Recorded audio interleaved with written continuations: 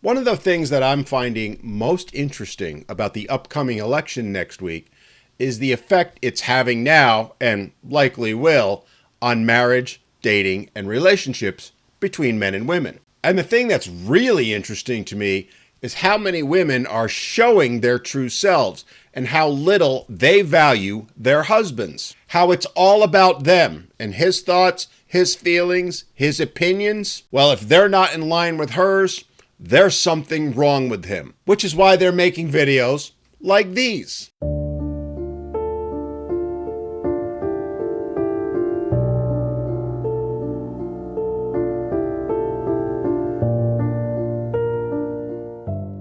This is something I genuinely do not get. Democratic women married to Republican husbands. I don't get it. If my husband was a Republican, truthfully, I would file for divorce. Like I said, these women are making it all about them and specifically their rights.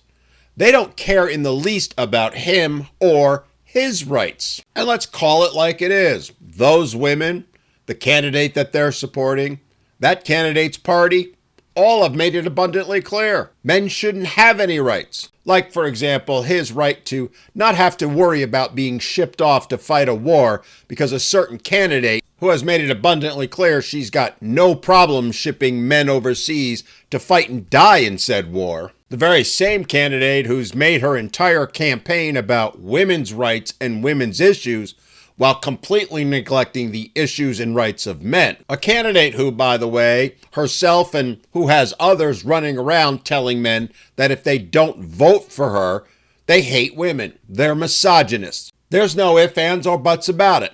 That's the way she views them. She, like most of today's modern women, doesn't allow for men to have thoughts, feelings, and emotions, and largely sees them as nothing more than disposable. And what little rights they do have left should be taken away. They've proven it time and again. So much so that now they're in full-blown panic mode because men are done and walking away from them and not going to vote for them. Which is why they're now resorting to attacking the men because somehow they think that's going to win them the vote. And yet these women can't see that.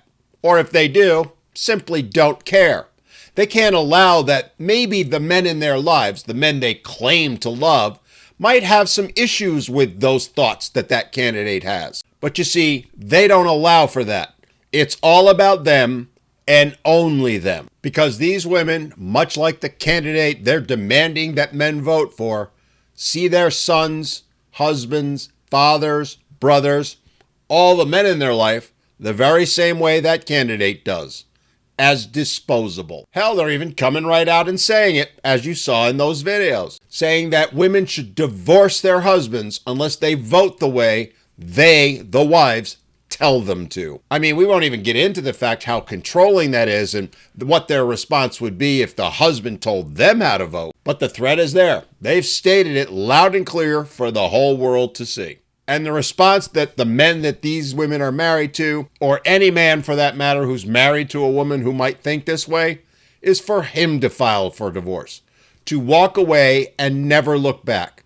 Because these women are proving that the entire relationship is a sham. It's about her and her only. She doesn't care about him. She doesn't care about his rights. She doesn't care about him as a human being. It's all about her and only her. That's not a relationship. That's a dictatorship. And the best option for men is to march down to the lawyer's office and get those papers filed. Because believe me, my friends, if you don't do it, one day she will.